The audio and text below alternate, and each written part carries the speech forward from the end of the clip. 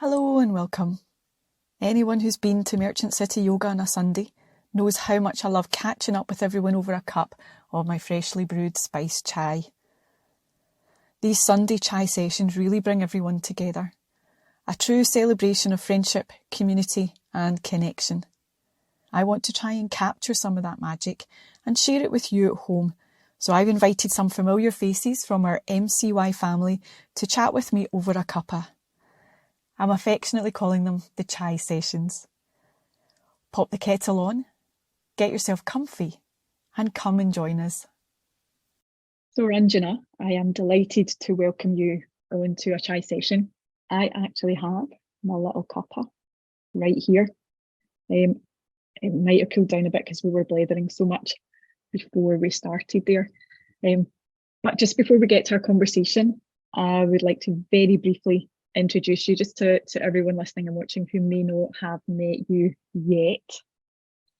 So I'm very delighted to welcome Ranjana Thapalyal to join me here on the chai sessions. Ranjana is an artist and a lecturer living and working right here in Glasgow, and we first met, now Ranjana tells me it was way back in 2016 when she first came to a class here at Merchant City Yoga, and she's been a regular face ever since, and I've always really loved and appreciated the conversations, the really rich and diverse conversations that we have every time she comes into the studio. So I'm really delighted that she has chosen to offer a very special course here at the studio as well. So the course is called An Introduction to Self-Knowledge according to Advaitya Vedanta. And I thought it would be really nice to welcome you along, Ranjana, and have a bit of a chat, get to know you a little bit better, and have the opportunity just to have a little bit of a chat about Advaitya Vedanta as well. So thank you very much for joining me. Thank you for having me. That's always a pleasure, always. So I thought we'd just start by talking a little bit about your first experiences of yoga. So what were your first experiences of yoga, and how have you continued with yoga over the intervening years?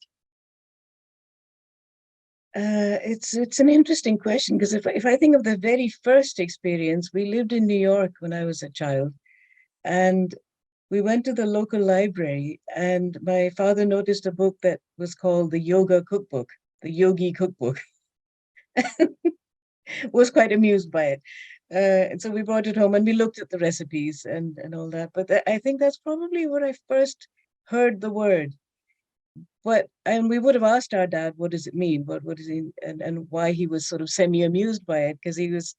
And so he would have said that a yogi is someone who has renounced the world and is practicing meditation and and sometimes does, lives a particular way of life pretty much. And I don't remember hearing much about the asanas or anything. Then you sort of fast forward and growing up with hearing about Vedanta, which we'll talk about later, right from that early age, because my parents used to go to a place called the Vedanta Center. So it was it's like growing up, it was parallel to buying popsicles in the corner store. So in the candy store, not the corner store. But it's been part of my life always. So, yeah. But yoga itself, when I went to art school in England, fast forward many years, there was one of the printmaking lecturers ran lunchtime classes. So I'd always been interested, never had an opportunity to go to a class, and I went along to those, and I was really interested in everything that it could do. And it was very no frills. We didn't have mats. You couldn't buy mats in those days. So on one of the hard studio floors, we just did a lunchtime yoga. Then everyone went to the canteen and ate lunch. And he didn't impose very much about it. But I remember one thing he said once. He said, I don't understand it. You can do this, but there's something you're just not letting go. And it stayed with me all my life when I get stuck with things. And I think, okay, it's there. I just need to push it a little bit further. It's there. So that's a rambling introduction to how I first experienced it. Then I lived in India again for some time, and was more hearing about the philosophy and running around doing other things. When I came back to Britain and then eventually came to Glasgow, I was amazed at how many yoga classes there were. So I joined one and stayed with that. And when I came to you in 2016, I'd been doing it weekly for some time in other classes, Iyengar classes, which were very good. But I was working, we were based in the Merchant City at that time. It was art school, but our bit was in the Tontine building. And I thought Okay. there must be a yoga class here near somewhere. And I discovered Yeah. it. And, so I had Let's to give change them a in my jump. office and come to class. It was Yeah. great. And what role do you think yoga now plays in our lives, in our kind of health and well-being, in our outlook? From your point of view, what role does yoga play? Especially as I've got older, I've certainly seen the benefits to health and well-being. I think I shifted from doing it once a week and trying to persuade myself to do it another time during the week before the class to realizing I needed to save myself and just do this every day. When, there's a point in my life where my health wasn't good and there was a lot of stress, and uh, doing it every day and seeing that difference and combining it with pranayam and other exercise too, I just really began to see something shift. So it definitely, that combination of physical movements, which are researched obviously over thousands of years, have such an understanding of the physical workings of the body, um, very soon begin to have a very profound effect on the mind. And that's what's so fascinating also. Yeah, is there maybe one experience or one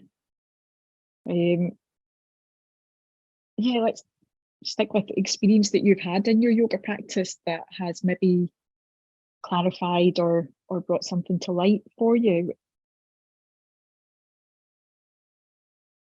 Um, I suppose I'm not your typical, well, I don't know what a typical yoga student is, but many people are drawn to it because they like exercise, they like fitness. I have always evaded gyms as far as I possibly could.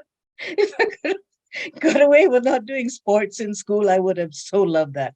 I've just been inclined to other things and I've not been very physical, but I think in that way, if there's any big shift in my understanding of myself, my physical self, it's you become very much more aware of the weights and balances in the body and how that then you begin to see that it also changes the way you feel about things that are going on.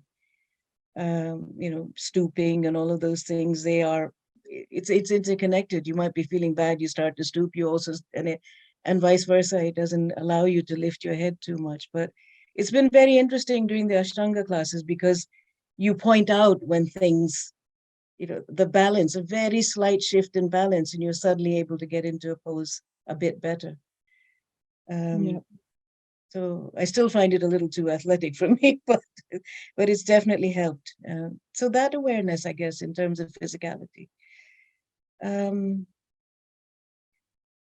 Other shifts, which are to do with yoga as in a philosophy, as a way of living, I think it's about getting through the difficult moments and finding myself falling back to this idea that one of the greatest things that I would love to preserve about what we call Hinduism in general and Indian philosophy is this idea of there's not good and evil, but there is knowledge and ignorance. And knowledge doesn't mean just book learning. So if you're a young student and your lecturer is telling you that there is no culture outside of Europe, and this actually happened to me at 18 as a foreign student in Britain, uh, it could be devastating. It could really throw you into a crisis because this person in authority is telling you this, or you have this notion that this person is profoundly ignorant and needs to be better informed or whatever, or it gives you a sense of, hopefully you have enough sense of self as an individual and as a person belonging to a certain set of upbringings or whatever, that you are able to challenge. But being able to challenge someone is a very difficult thing. It's a really key issue these days. So Yeah. I have found that the combination of these physical and philosophical ideas have helped me to challenge where I need to and step back when I need to. Yeah, right when you need to and know when not to. So before we go on to talk about a little bit more about Advaitya Vedanta, I thought maybe we could chat about why you became a teacher. You mentioned when we were chatting before hitting the record button that you're passionate about education. And I thought we could talk a little bit more about that, maybe what inspired you to become a teacher. Yeah.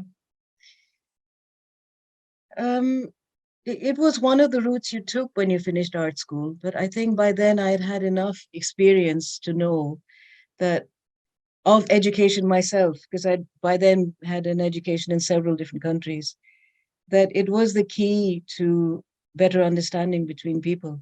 And it may sound really far-fetched, but because we moved from culture to culture, because we then went, when I finished primary school, my father got transferred again and we came to Europe. So we lived in Geneva.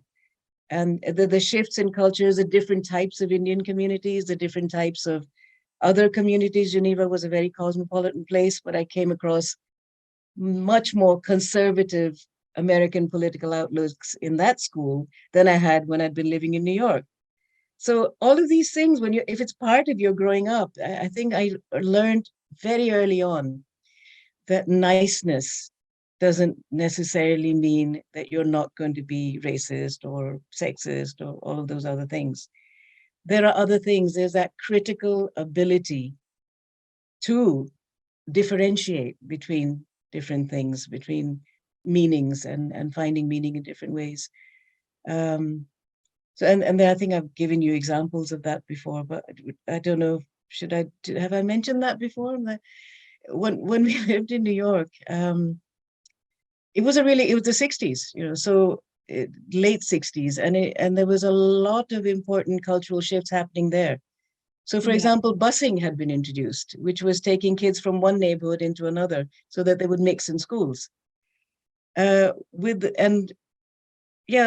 so many, I could go into endless detail. But because we lived in Jackson Heights, where, believe it or not, we were the only Indian family. But we were a UN family, so we were very welcomed. Everything was fine. Okay. And believe it or not, there were hardly any Indians in New York in those days. That's very hard to believe now, but there weren't. Yeah. So that was all very fine. There was two lovely old women that lived next door to us. They were sisters, and they used to be very nice to us, pat us on the head, and we would help them clean their snow and things like that. When I had my 8th birthday party, my African-American friends came to my party. And they complained to my father the next day and said, "We don't want people like that in this neighborhood." So at a very young age, I was thinking, and she's talking about 8-year-old children, okay? Yeah. And Yeah. they're very nice old ladies. So at this very young age, it occurred to me that, what is happening here? Because they haven't suddenly become monsters, No. but what they're saying is so very, very wrong. And I had a personal experience that people are very much the same. Yeah. So yeah, how did I get there? Passionate about education. Yes. And I guess somewhere in my head, or later, I was able to analyze that I could come to that conclusion because we'd been in that school together. And if I hadn't been, I only would have met the white American children. Yeah. So education has a huge role to play. And I think empowering people to speak up, empowering people to find what they're interested in, I've always found that really exciting. And teaching art to very young children, because I've taught all sorts of ages, is also very exciting because you're finding out about them. A child draws a scribble and will tell you that this is, there are the swings, and there's my mother, and there's so and so, and he's going to, it's all there. So the concepts, well, all you're seeing is this, but the child artist is telling you this is what reality is, and this is what I've depicted. So everything that they're observing is coming out through that. Yeah. Oh yeah, I like to get to know people. Education's really good like that. Yeah, and like you say, supporting people to be able to think things through, to discuss different opinions, and to be able to explore other people's perceptions and opinions as well. I think it's all so important. So that maybe quite nicely brings us into chatting about Advaita Vedanta. Your course is around introducing the concept of self-knowledge according to the teachings contained within this thing or this approach called Advaita Vedanta. So I thought maybe we could start by briefly chatting about what Advaita Vedanta is, in case people haven't come across that term, or they've maybe seen it but haven't really understood what it is or what it's about. Well, Advaita means non-dualist, and Vedanta is it's described as one of the 6 schools of Indian philosophy. So the non-dualist tradition follows the ideas of the 9th century thinker Shankara, and it carries down. The way I was introduced to it was through the Vedanta centers, which were set up by Vivekananda in the 1920s, 30s in America, that came to America at that point. Okay. So we can touch on that in the course, but basically it's this, it's an idea that Vedanta is really about getting to know the self. But that self isn't the self that you and I are looking at. You know, there's me in the camera and there's you in the camera and there's 2 of us talking, and we're addressing persons unknown. So, but it isn't that self. It's something beyond, which is in all of us and in all of life, in all matter. And the idea is that once you recognize that beyond this little self, let's call it, there is this other that is connected with everyone else, you are then able to not just disappear into spiritual realms, although that can happen. What it does is make you more effective at dealing with the everyday. And that's why it's so relevant and so interesting. That ironically, this dematerialization, if you like, this idea of who I am being made to disappear or being made to seem less important, let's say, makes it possible for me to be less emotionally bogged down when I make the decisions I need to make in the everyday. Does that make any sense? That makes a whole heap of sense, because one of the things that I've always struggled a little bit with the non-dualist thinking is that sense of disappearing, and like you said, the non-materialism. But actually the way you described it there, as it's almost like becoming less important relative to real. So it doesn't mean we just disappear. We're still here and existing in this world, in this realm, but actually takes the focus away from us a little bit and broadens that out. Yes, actually, and that's another really ironic thing. You take the focus away from yourself and you become more effective, you know, Yeah. within your own limitations, and you actually might get past those limitations. And it helps deal with criticism. And that's why I said in my introduction that, you know, we worry about am I doing this right? Am I doing this wrong? Is that one better? Do I look fat? You know, these things. Let's face it, we do worry about these things. But when you start to think, actually, I'm in this room full of beings, and actually we're all connected, and we're just doing a thing. We're not doing it for the reward of being told we look great, or that we're doing it so well necessarily. You want to do it correctly. You want to apply yourself seriously to a task, but there's more energy for that if you're not worrying about everything all the time. So recognizing that there is a connection between us that goes beyond the differences has so many, many applications.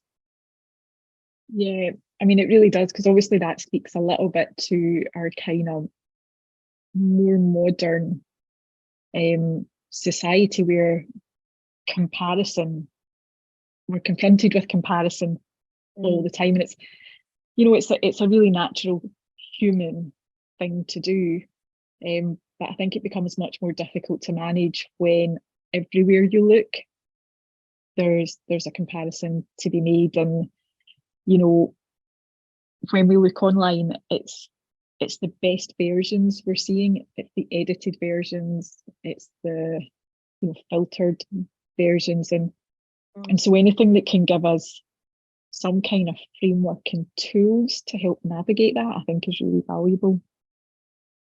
It is, and I also found it very interesting that I was looking back at some of the sources I've been looking at, and one line really jumped out at me because of your question: how can we relate this philosophy to the people, the practitioners who might want to sign up or might be might think it's not relevant, it's interesting, but maybe I don't have time because I'm busy doing my yoga.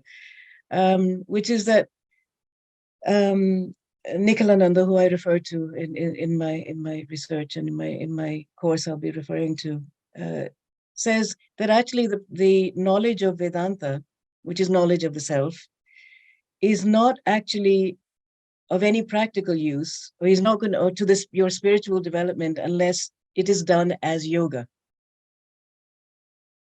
And that's really beautiful, because he doesn't necessarily mean the asanas, but he does mean yoga as joined up thinking, yoga as body and mind working together, yoga as recognizing the oneness in between you and other people. And he also talks about it being a really good source of thinking about the democratic, that there's a democratic principle behind it. Because if everyone is essentially the same, then that one has to respect everyone else. You know, you treat others as you would have them treat you, as in the Christian doctrine, but also there is no difference. So you're also harming yourself if you're harming others. Yeah, and that then makes this kind of framework and these teachings really relevant to, again, some of the issues that we're facing in our kind of current society, in terms of you know, division as well, and divisive opinion as well. Yeah, this actually distresses me a lot. The fact that so much of because I've looked at cultural theory, it's partly what I was teaching, and I think a lot of very progressive ideas have been kind of usurped by people who actually want to use them to make people fight, essentially, and outline. So even yeah, I mean, we won't go into that direction deeply, but I think, so what do you need? How do you differentiate when somebody is telling you, in order to be democratic, you must do this, and someone else is saying completely the opposite? How do you discern between those two? Well, Vedanta has this term vivek, which means discrimination. And it doesn't mean discrimination in the sense of being against someone, but that being able to tell the difference between things, analyzing things, critically evaluating what is someone saying to me and what will be the impact of that thing. And I think if we instill in education this ability, and in our conversations, this questioning of what's being said, it's welcome in the Vedantic tradition, in the, you know, I know that people teach all sorts of versions of it, and it should be welcome in all our traditions of speaking about anything, really. And it seems to be the only way that we can actually work our way through the quagmires that are being created for us. Yeah, and it really does span or speak to any number of topics, doesn't it? It's like politics, race, gender, all of these issues that we're having to face in our modern world. How is yoga taught? That's the other issue that's been discussed quite a lot. Yeah. I've come to so many of your brilliant sessions at the MCY, and you know, talking to Nadia was really interesting as well. And to be honest, I had not realized, I read Nadia's book, and I had not realized just how bad things had got in what's being called the yoga world. And although Yeah, there are a lot of positives about. yes. And I think that's really important, that in some of the chat, the tendency is to be very negative and to use a cliche, throw the baby out with the bathwater. But yeah, I think Nadia Galini's book, The Yoga Manifesto, just for anyone who's listening that hasn't read it or didn't hear our chat, it kind of lifts the lid a little bit on some of the practices within the business of yoga that aren't aligned with the teachings and practices of yoga.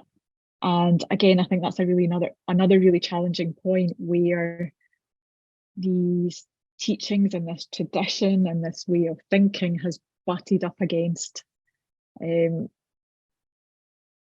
what I think is called Western capitalism. I'm not that up on it, so again, don't want to get too political, but because again, my understanding is that the concepts around capitalism, neither good nor bad, it's how they're being used and what the outcomes are. I think, that's, I suppose, in some ways that's arguable, but it's true. It's how you use anything. It's having that critical faculty to say, to look at the next thing that's going to happen if you do this, if you say this, if you enact this policy, or where you do it. But, and also I think with teaching, you can go on a real power trip with teaching at any level, and I think certainly where people start to look up to you. And I always remember my father saying, again, in the New York days, because he was quite knowledgeable about a lot of things. And so especially in those days, the Beatles had gone to Rishikesh, and there was a buzz about Indian ideas. Yeah. And I remember him saying that, the thing is about Hindu ideas, Vedantic ideas, is that they make so much practical sense. They are so applicable to modern day life that if you're able to explain them at all, you can easily become a guru. Which is why I would never teach anything. So people used to come and ask him things, and he would explain, and we'd have conversations, but he would never set himself up as a teacher, which is why I feel like, really nervous about offering this course in a sense. But at the same time, in the middle of all the confusion, I feel like I've got this gem that was given to me, through no act of mine. I've had a lot explained to me throughout my life.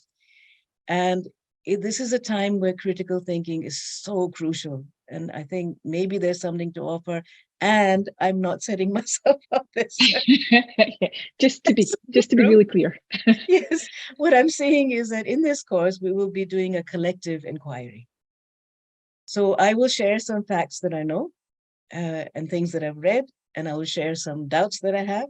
And then what we'll be doing is together trying to bring those concepts into our context, so that we have little workshops in which we say, okay, well, how would that apply to this situation? Or can one actually identify with anyone else at all? How can I possibly use this philosophy to deal with that person whom I do not agree with at all? I just can't. I can't get past the fact that I'm hating everything that they're saying. So is there a way to get there? Is there a method of doing that? And I've tried various things over the years, which can be quite fun as well, but a step by step. And I think this is the idea that I'm saying. I've been brought up with these ideas. I'm not saying I'm successfully applying them all the time. I'm trying, and it's a lifelong process. But sharing that, the satsang of being together and working it out together can be very rewarding in itself, and that's the hope, I think, for the course. And I'm also very interested in hearing. I was very surprised by your question. How can we make it more relevant to yoga practitioners? Because to me, they've always been the same. But I also think, on the other hand, because they're not the same to everyone, I'm really interested in that perspective.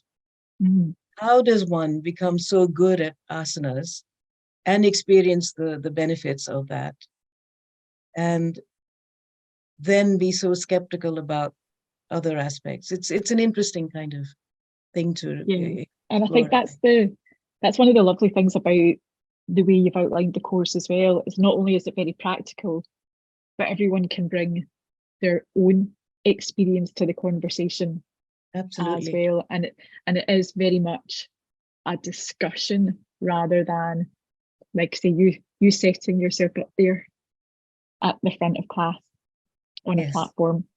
Yeah, that it's a much more collaborative effort, a group learning effort as well. So I'm really excited about having you. Ranjana, I think that is a Thank you. lovely place to wrap this up. So thank you very much for taking the time to chat. And if not before, I look forward to seeing you in September, Tuesday evenings. Yeah. Okay. Thank I you might so even much. have a wee cuppa. Yes. That's great. All right. Thank you so much for having me. Thank you so much for joining us. I hope you enjoyed our chat. If you've got any questions, you can email me or find us on social media. I'll see you here next time.